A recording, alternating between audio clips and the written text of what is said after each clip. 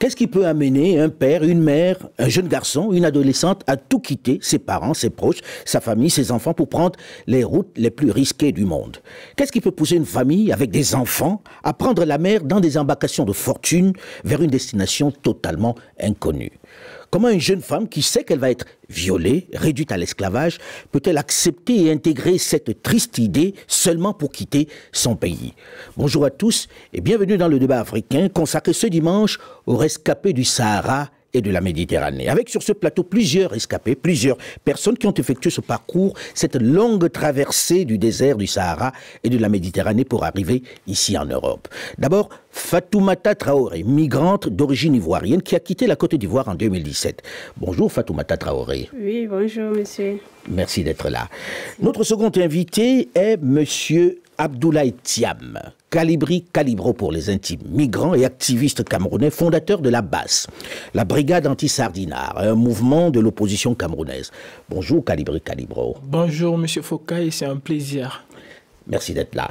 Notre troisième invité vient lui du Mali. Madi Sako, qui est arrivé en France en 2013.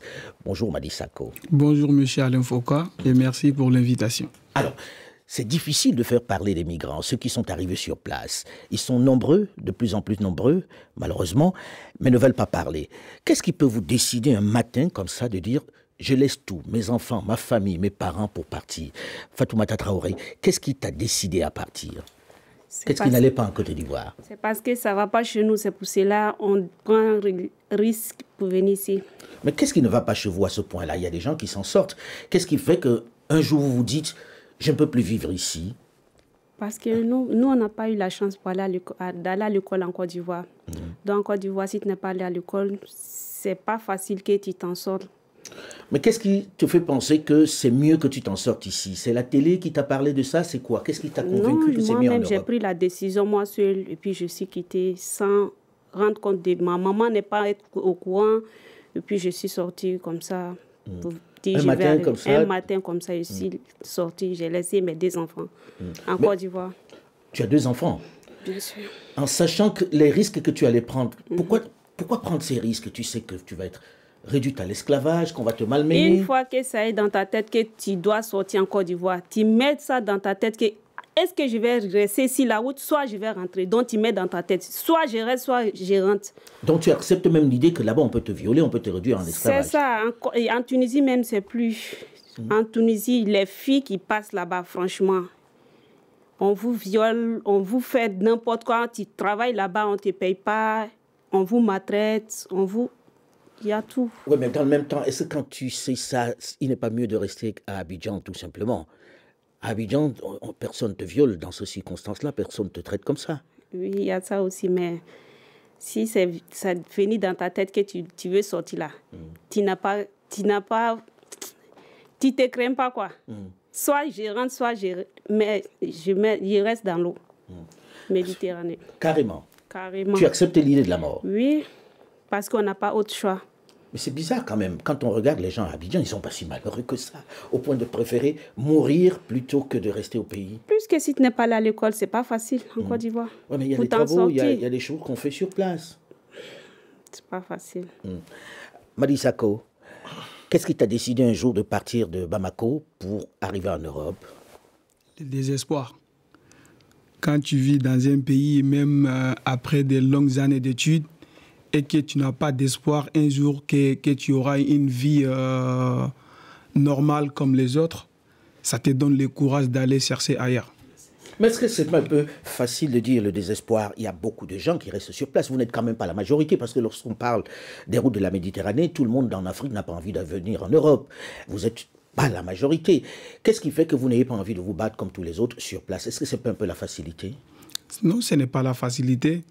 Il y a quelque chose qui est là, ça veut dire, par exemple, quand on essaie de voir la façon dont la jeunesse est traitée dans les pays, et comment s'appelle les dirigeants, ils ont là corrompre tout, même après les études. Sinon, moi, j'étais un ancien étudiant de droit. Après que j'ai vu que ça va pas, il faut y aller, il faut se chercher. Kalibri Kalibro, vous êtes un activiste très connu, hein, vous avez souvent interpellé le président Macron dans des rencontres.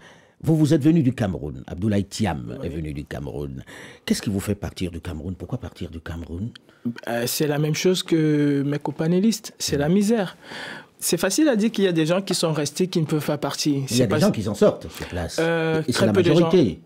Très peu de gens s'en sortent. Dans un pays comme le Cameroun où l'inflation elle est galopante, je ne sais pas combien de personnes arrivent à vivre avec 36 000 francs.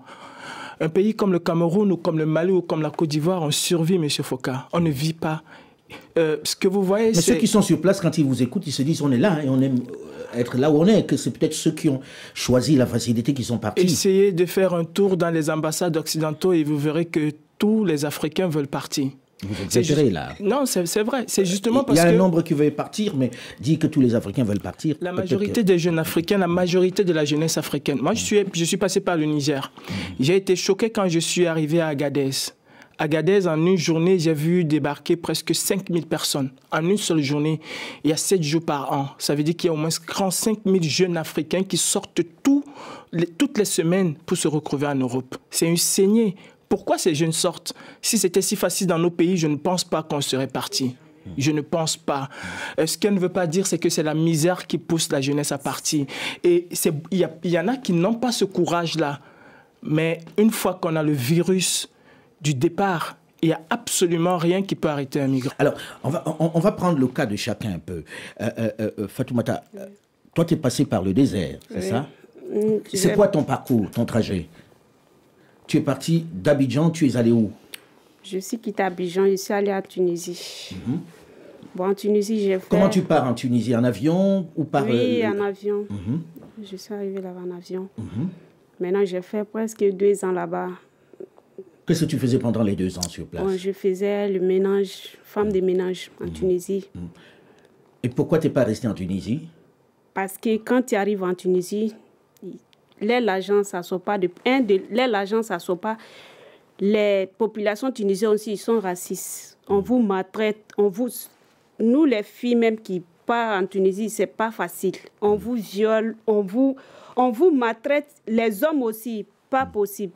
Alors, quand vous vous rendez compte de cela, pourquoi est-ce que vous ne prenez pas le chemin retour? Malgré la souffrance que vous connaissez là-bas, voilà. Pourquoi vous n'êtes pas reparti à Abidjan? Parce qu'avant d'aller là-bas, tu n'as plus rien. On dit, ils vont te blaguer. Quand tu vas venir en Tunisie, il y a tout ici, tu vas t'en sortir bien. Arrivé en Tunisie, tu vas faire 1 an. Tu ne vas pas avoir l'argent. Arrivé en Tunisie, ils vont te dire que l'argent de Tunisie, ça ne sort pas. En tant que tu travailles en Tunisie, mais l'argent de Tunisie, ça ne sort pas. Ça veut dire qu'on ne peut pas changer l'argent de Tunisie. Non. Vous avez de l'argent que vous ne pouvez consommer que sur place. Oui. Tu fais 2 ans là-bas, tu n'as rien. Déjà, tu as laissé la famille que tu veux venir me chercher. Tu as fait 2 ans, tu n'as pas envoyé 5 francs à la famille. Donc, c'est là on risque nos vies. Soit je reste... Mais pourquoi tu ne repars pas au pays en disant « je me suis trompé » ? Plus que tu vas te retourner avec... Tu n'as pas 5 francs. Tu n'as même pas 5 francs et puis tu as honte. Oui, mais dans le même temps, quand tu te rends compte que tu ne peux pas rentrer, tu trouves les moyens pour partir en Europe. Avec cet argent-là, pourquoi tu n'es pas rentré à Abidjan? On doit payer pénalité en Tunisie. Tu payes pénalité avant de sortir. Donc, l'argent que tu vas prendre pour payer pénalité là, on prend pour traverser en même temps parce qu'on n'a pas autre choix.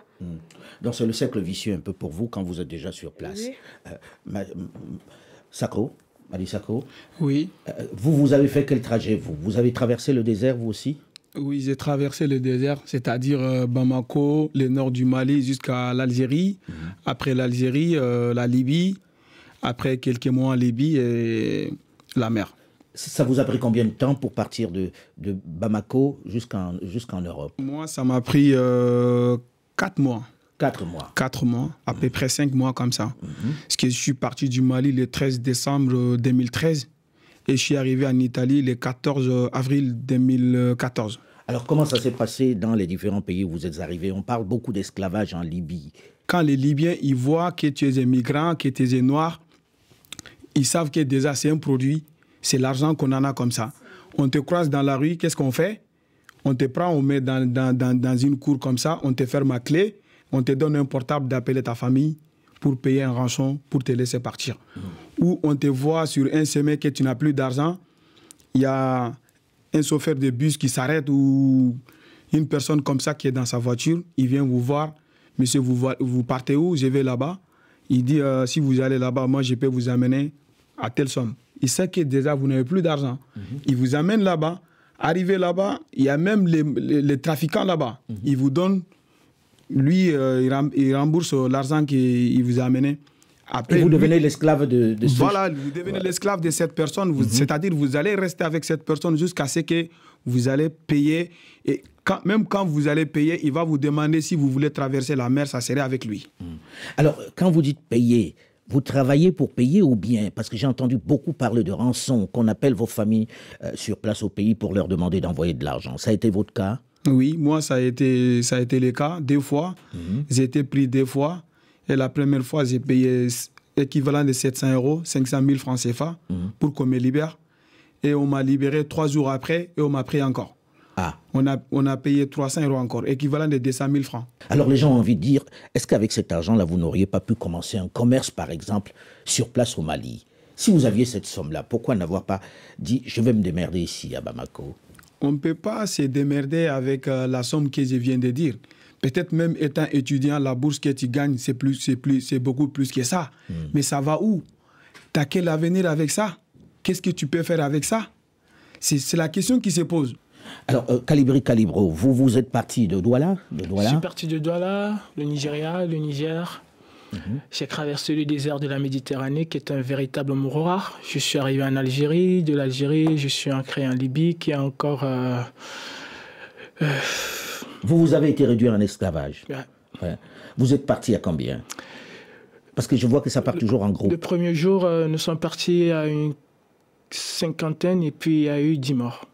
50aine le premier jour. La traversée du désert, il y a eu 10 morts. Il y a eu 10 morts qui sont morts dans le désert. Qui sont morts dans le désert, abandonnés dans le désert. Il y a eu ce jour-là 3 filles qui ont été violées devant nous. Par les passeurs? Ouais. Par les passeurs. Contre qui vous ne pouvez rien faire? Absolument rien. Et à ce moment-là, vous ne vous dites pas, aïe, je ferais mieux peut-être de revenir à la maison. Ouais, tu te dis, je ferais mieux de revenir à la maison, mais comment? Parce que c'est très facile quand on n'a pas vécu ça, on dit, mais pourquoi ils sont partis, ils pouvaient rentrer. C'est un cercle où, une fois que tu es dans ce cercle, tu ne ressors plus. Le retour est beaucoup plus difficile que l'avancée. Comment ça? C'est plus difficile de rentrer que d'avancer. Mais pourquoi? Parce qu'on ne te permet même pas de rentrer. Alors, dans votre cas, est-ce que vous avez été réduit, vous aussi, à l'esclavage? Est-ce qu'on a demandé des rançons à votre famille? Oui, plusieurs fois. Plusieurs fois. Aujourd'hui, ma maman ne vit plus parce qu'elle a presque tout vendu pour pouvoir me sortir de là. Ça a été très difficile. J'ai perdu beaucoup de gens, j'ai enterré énormément de personnes. Dans le désert? Dans le désert et surtout en Libye. En Libye, il n'y a pas une journée que je n'enterrais pas les gens. Mais qu'est-ce qui rend si difficile la Libye? Comment vous l'expliquez-vous? Aujourd'hui, le Libyen, il est formaté à attraper du noir. J'ai vu un film il y avait longtemps qui s'appelait Chasse à l'homme. C'est exactement ce qui se passe en Libye. Chaque Libyen a une prison chez lui. Chaque Libyen a une prison chez lui. Le noir, pour un Libyen, représente une manne financière énorme. Et ce n'est pas seulement le Libyen, parce qu'on accuse le Libyen, mais c'est aussi nos frères noirs qui nous vendent aussi. Le trafic, il est libyen et africain et noir africain. Il faut le souligner.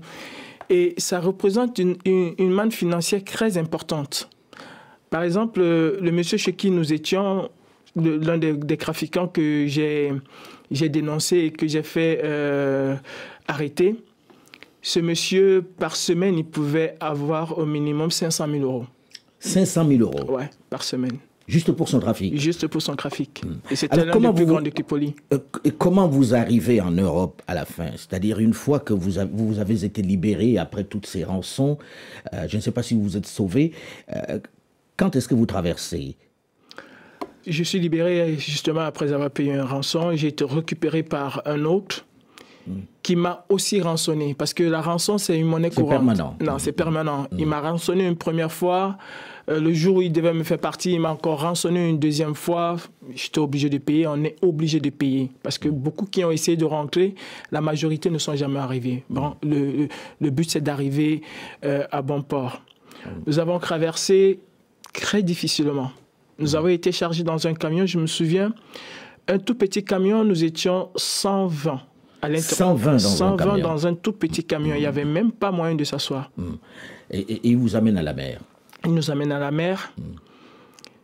Et là, c'était difficile. Parce que je me souviens que j'ai pris un bateau qui était déjà percé. Ah. Ouais, un bateau qui coulait. Et ce qui est curieux, c'est qu'il n'y a personne qui voulait rentrer. Ceux qui disaient même qu'ils ne voulaient pas monter dans ce bateau étaient systématiquement attaqués et par les Libyens et par d'autres migrants. Des migrants qui ont fait 7 ans en Libye et qu'il a vu son avenir devant lui. Tu lui dis que tu ne montes pas dans le bateau parce que c'est percé. Parce que pour lui, son avenir, c'est forcément en Europe. Oui, son avenir, c'est forcément en Europe. Quel que soit l'endroit en Europe. Il n'y a pas un point de chute particulier. Vous vous dites, je vais en France ou je vais en Italie, je vais en Espagne. Ben, chaque migrant a déjà sa destination finale. Sauf que le débarquement, c'est en Italie. Et puis, à partir de l'Italie, on se dispatche un peu partout à travers l'Europe. Mais on dit, pourquoi avec cet argent? Si tout le monde devient commerçant, qui va être client? Oui, mais dans le même temps, il n'y a pas besoin que d'être commerçant. Il y a des choses qui peuvent être créées sur place. On ne peut pas non plus dire que tout soit noir. Non. Il y a des choses qui ne vont peut-être pas. Mais est-ce qu'il n'y a pas... Il y a peut-être du désespoir, mais est-ce qu'il n'y a pas chez un certain nombre de jeunes cette facilité de se dire c'est mieux ailleurs, l'herbe est toujours plus verte chez le voisin? Monsieur Alain Foka, quand vous êtes jeune et qu'à 35 ans vous n'avez pas d'avenir ou à 30 ans vous n'avez pas d'avenir, je pense que le seul avenir c'est devant. Quand vous avez autour de vous des voisins qui sont partis, qui ont pu construire une maison pour leur maman ou pour eux, ça vous donne envie de partir. On va en parler justement de ceux qui sont arrivés sur place. Mais j'ai envie de revenir à Madi aujourd'hui. Madi, vous vous êtes installé, quand vous êtes arrivé par l'Italie? Je suis arrivé par l'Italie. Et comment vous vous êtes retrouvé à Paris? Je suis resté en Italie quand même 6 mois pour demander l'asile là-bas. Parce qu'en fait, en réalité, ma destination, ce n'était pas obligatoirement de venir en France. À mon arrivée en Italie, j'avais demandé de rester là-bas, continuer avec mes études. Mais j'ai vu que ça ne va pas. Parce que quand j'ai demandé, ça a été refusé. Ma demande d'asile, ça a été refusé. Ben, un jour, je suis monté dans les trains, je suis venu à Paris. Et quand vous êtes arrivé à Paris, avec le recul, est-ce que vous avez aimé ce que vous avez trouvé? Est-ce que ça correspond à ce que vous attendiez en partant de Bamako? Non, pour la vérité, ça ne correspondra jamais à ça. Les voyages que j'ai faits et tout ce que j'ai vu, tous les gens que j'ai vus mourir et toute la fatigue que j'ai fait, tous les risques que j'ai pris, et j'ai vu que ça ne vaut pas la peine. Aujourd'hui, si c'était à recommencer, est-ce que vous recommenceriez? Si ça a recommencé le même voyage que j'ai fait, non. Est-ce que vous avez dit ça à vos amis? Parce qu'on voit le nombre chaque jour augmenter de migrants, des jeunes qui veulent venir en Europe. Est-ce que vous leur avez dit, ce n'est pas la peine, ça ne vaut pas la peine? Oui, mais bien sûr. Déjà, comme j'ai eu la chance d'aller en vacances au Mali et tout, j'ai eu la chance d'aller en vacances au Mali. J'ai fait le retour au pays en 2020. Après, avec les amis, on est en train de monter une association pour faire sensibiliser ceux qui sont restés là-bas, de ne pas se dire un jour je vais partir. Les voyages que nous on a fait, c'est pas tout le monde n'a pas le même sens de reçu dans la vie. La chance que nous on a eu, on a perdu combien de personnes? C'est combien de personnes qui sont arrivées à destination finale? Et c'est combien de personnes qui dorment dans les rues de Paris? C'est combien de personnes qui galèrent devant les préfectures pour avoir les papiers? Est-ce que vous avez vos papiers aujourd'hui? Oui. Vous avez vos papiers aujourd'hui? Oui. Est-ce que d'un coup vous vous dites ma vie a changé, j'ai bien fait de venir? Ou est-ce que vous vous dites peut-être que j'aurais dû rester à Bamako? De rester à Bamako. Oui, mais comme j'ai dit, chacun a sa sens. Il y a un moment, par exemple, le moment que j'ai parti, je ne voyais pas tout ce qui allait se passer.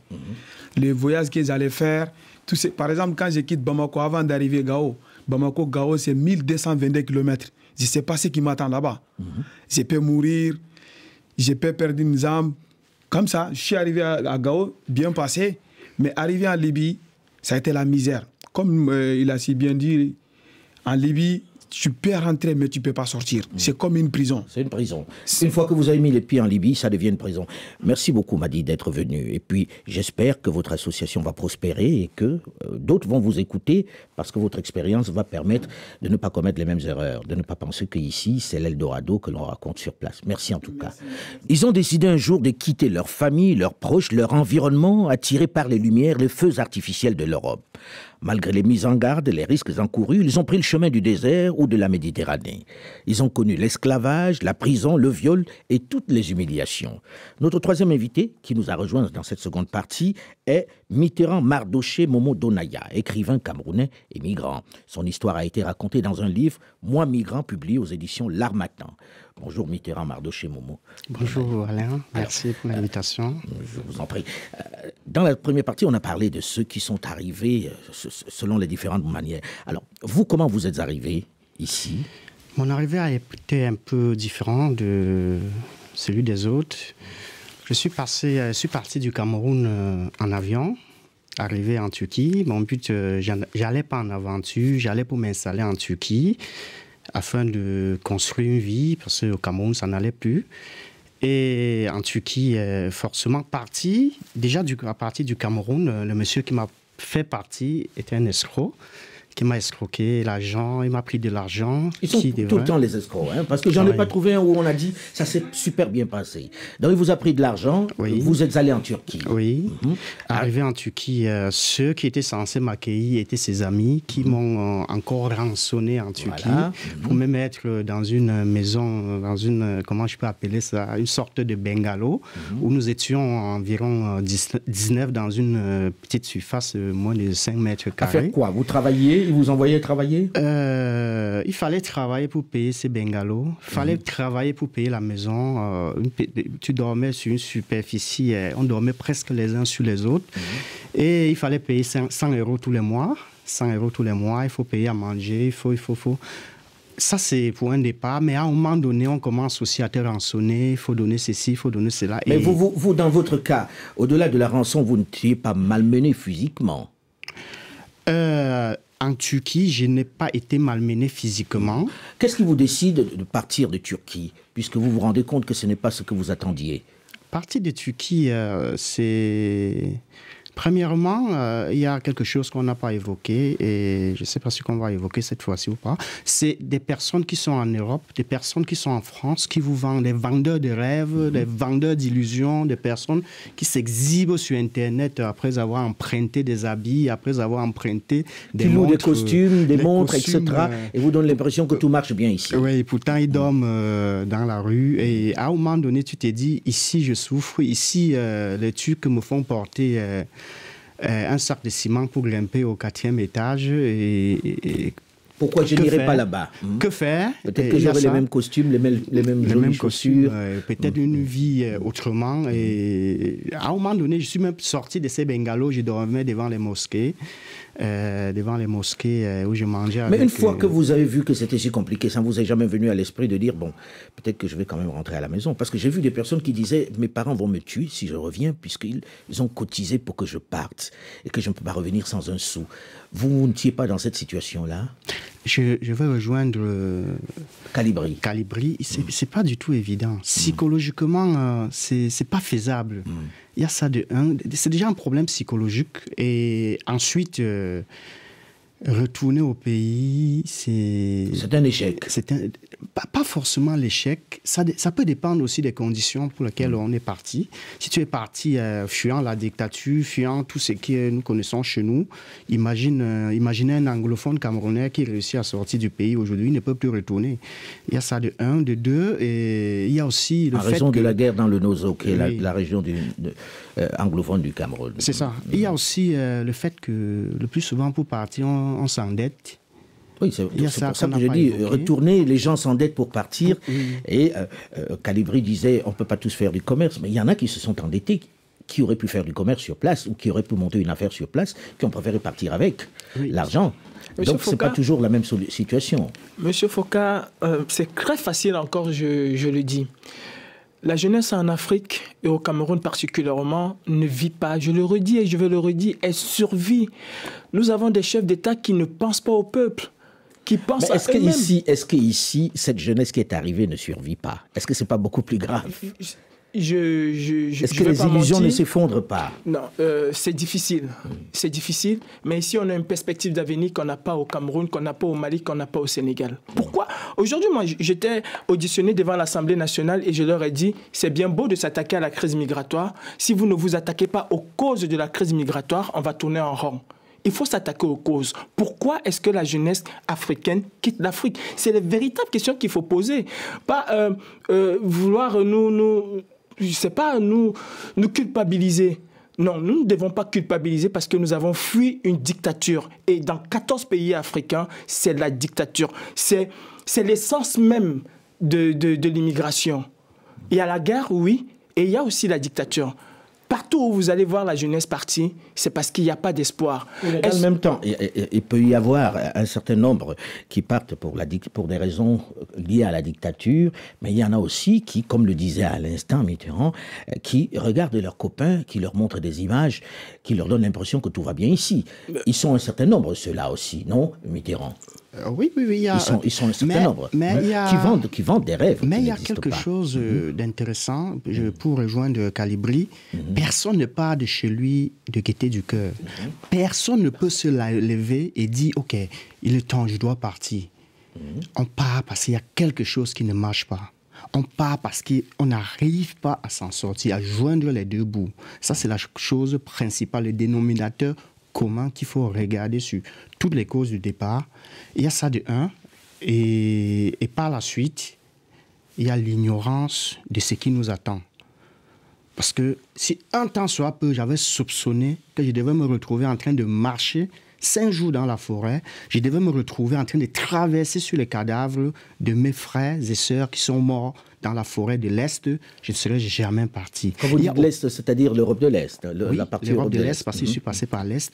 Il n'y a aucune mère, aucun père qui peut accepter, voyant tout ce qui se passe, voyant tous ces morts de la Méditerranée, parce qu'il faut avouer une chose, il n'y a pas encore de télé. On ne montre pas suffisamment toutes ces images chez nous. C'est pour ça que je salue vraiment ces genres d'émissions. Si on peut multiplier des représentations comme celui-ci, ça sera une très bonne chose. Il faut aller parler en Afrique. Il faut même aller réaliser dans des universités chez nous, dans des écoles primaires pour préparer les éventuelles personnes qui...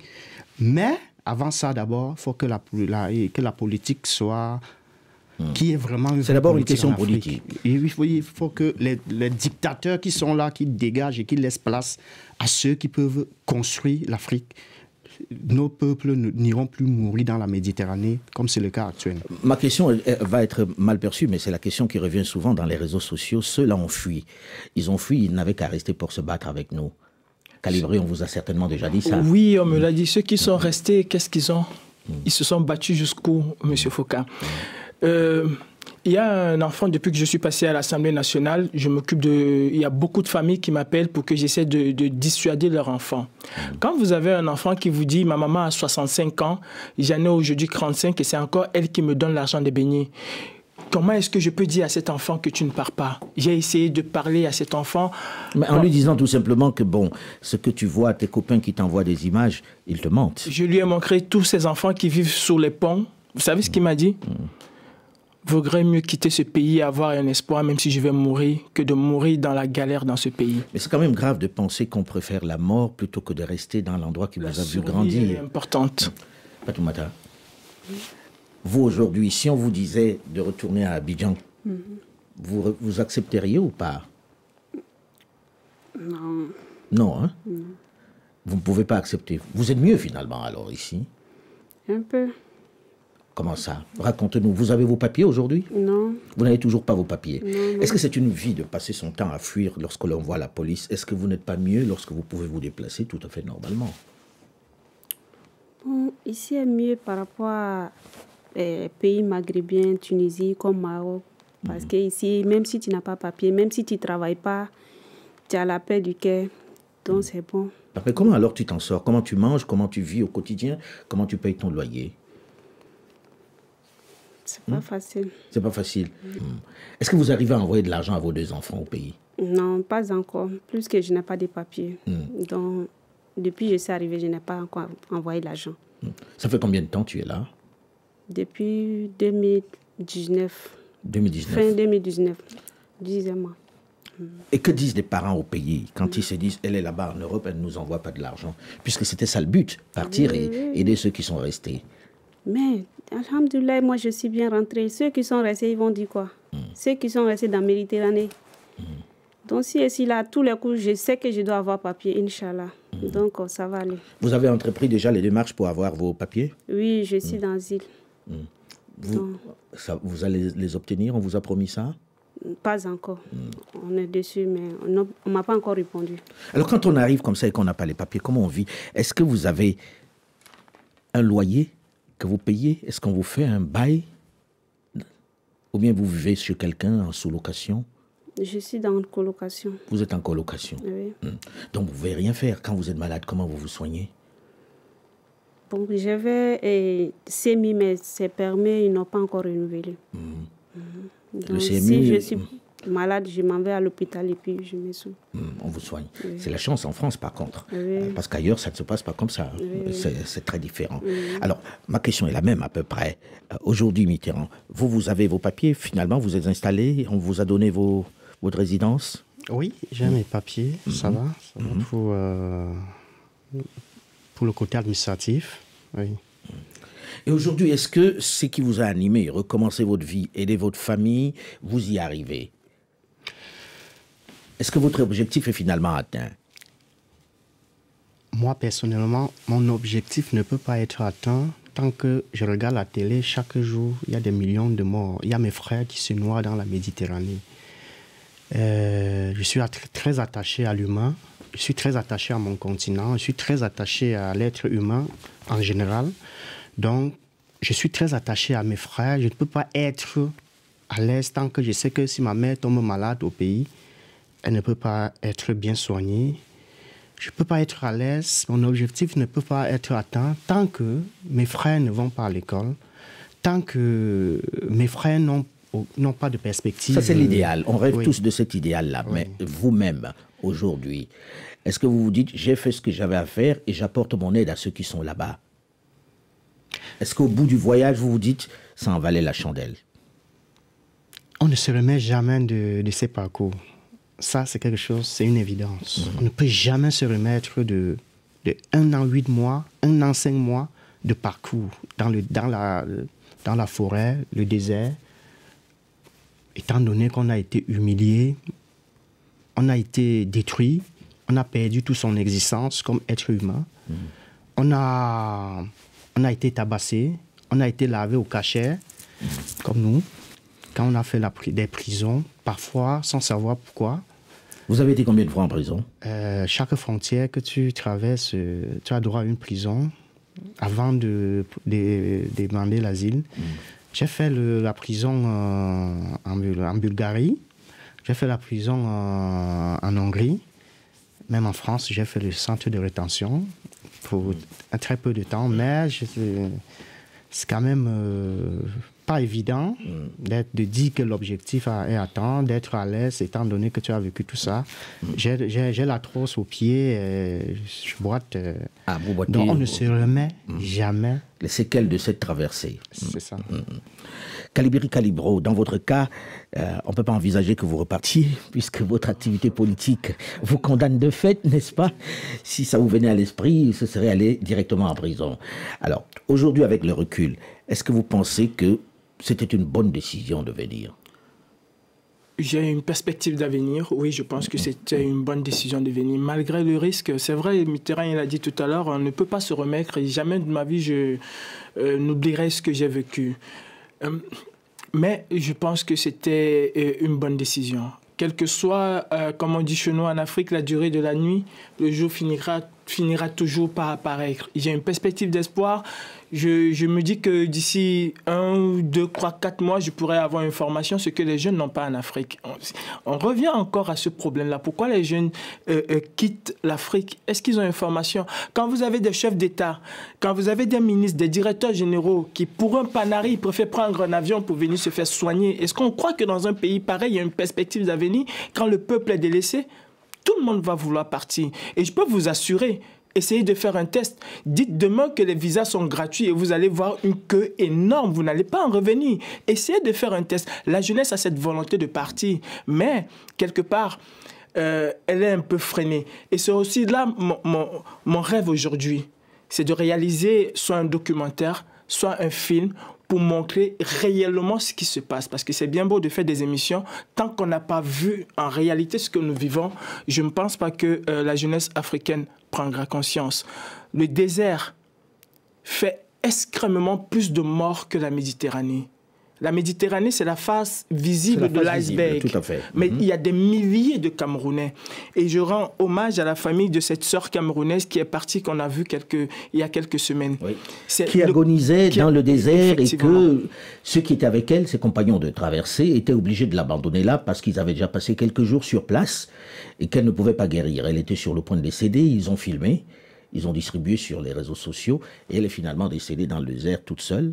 Sa famille a assisté, malheureusement en direct. Je salue cela parce que généralement, M. Foucault, généralement, on ne s'occupe même pas de vous. Même votre propre frère. Et j'en ai vécu. Un frère qui a été obligé d'abandonner son frère parce qu'il voyait le guide partir. Une fois que le guide a pris son chemin, il ne se retourne pas. Si tu ne le suis pas, tant pis pour toi, tu es perdu au désert et tu es mort. Je salue encore ses frères. Et je tiens à dire à mes frères camerounais, africains, c'est bien beau, vous allez nous dire, vous êtes arrivés. Mais sur 1000 personnes qui partent, il y a peut-être 50 qui arrivent. La majorité reste. Ça ne vaut pas la peine. Ça ne vaut pas la peine. Je pense que la communauté internationale aussi doit pouvoir aider l'Afrique en nous débarrassant de ces dictateurs. Et aussi, la jeunesse africaine doit prendre conscience que c'est à elle aussi de se battre pour faire partie de ces dictateurs. Il nous faut avoir des hommes qui pensent plus au peuple qu'à eux. Le jour où on aura ces hommes-là, on pourra bâtir ensemble l'Afrique. Je serai prêt à retourner et chacun d'entre nous, je ne peux pas vous mentir que s'il était demandé aux milliers d'Africains, aux millions d'Africains qui sont en Europe de rentrer chez eux, si les conditions sont mises sur pied, il n'y en a pas un qui va rester. Justement, vous anticipez sur la question que je voulais poser. Fatoumata, si quelqu'un vous donnait... Qu'est-ce qu'on peut vous donner pour que vous décidiez de rentrer à la maison aujourd'hui? Si on vous disait, Fatoumata, est-ce que tu veux rentrer à Abidjan? Qu'est-ce qu'on te donne pour que tu rentres à Abidjan? Qu'est-ce que tu accepterais, dis-moi? Hein? Si je te dis aujourd'hui, allez, je te donne 50 000 euros, tu rentres. Ah bon, c'est petit. Oui. Hein? Mais tu ne gagnes rien ici. Non, mais on te dit, on te met dans un avion. On te dit, allez, Fatoumata, tu souffres beaucoup en France. Hein, tu es en sous-location, tu n'as pas de travail, tu n'as pas de papier. Oui. Fatoumata, voilà 100 000 euros. Rentre à Abidjan, tu vas faire ton commerce avec. 100 000 euros. Je ne vais pas accepter. Mais je ne comprends pas. Tu es malheureuse ici, on te donne 100 000 euros, tu ne veux pas rentrer. Non. Tu veux quoi alors? Hein? Tu veux rester? Oui. C'est tout? Oui. Alors, je vais poser la même question. Hein? Excuse-moi. Tu penses que tous ceux qui prennent cette route-là, Méditerranée, tu penses qu'il y a l'enfant des riches dedans? Non. Nous tous, on est pauvres. C'est parce que nous, oui, mais là, on te donne de l'argent pour rentrer parce que là, tu continues d'être pauvre. Tu dis non. Alors, on ne sait plus. Hein, Fatoumata? On te donne de l'argent, on te dit, bon, tu ne vas plus être si pauvre que ça. Tu arrives à Bobo ça, avec 100 000 euros. 100 000 euros, ça fait 65 millions de francs CFA. Tu peux faire quelque chose quand même avec ça à Abidjan. Oui. Alors, donc tu prendrais l'avion en chantant. Hein? Mais tu me donnes mes papiers d'abord. Il faut que j'envoie mes papiers et puis je rentre. Ah, c'est une affaire de papier. Mais c'est ça. Si tu me donnes des papiers, là, je rentre. Mitterrand, vous vous êtes déjà installé, vous avez vos papiers, donc la question ne se pose pas.